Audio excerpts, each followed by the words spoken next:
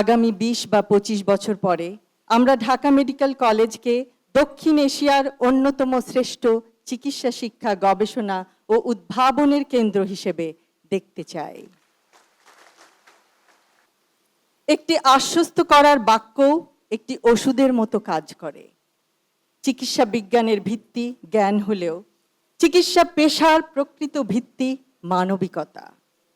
চিকিৎসা বিজ্ঞানের অগ্রযাত্রা যতই প্রযুক্তি নির্ভর হোক না কেন, তার কেন্দ্রবিন্দুতে সবসময় মানুষই থাকবে।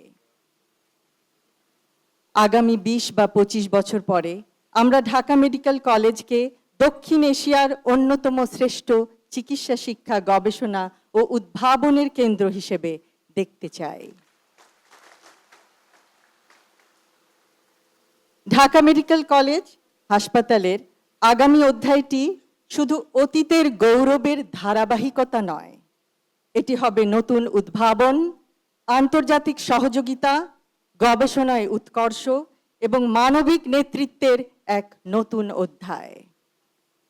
আজ আমরা পৃথিবীর বিভিন্ন প্রান্তে ছড়িয়ে আছি। কর্মক্ষেত্র ভিন্ন হতে পারে, কিন্তু আমাদের পরিচয়ের শিকড় একটাই, Dhaka medical college and hospital. এখন সময় এসেছে অ্যালামনাইকে শুধু স্মৃতির বন্ধনে নয়, দায়িত্বের বন্ধনে যুক্ত করার।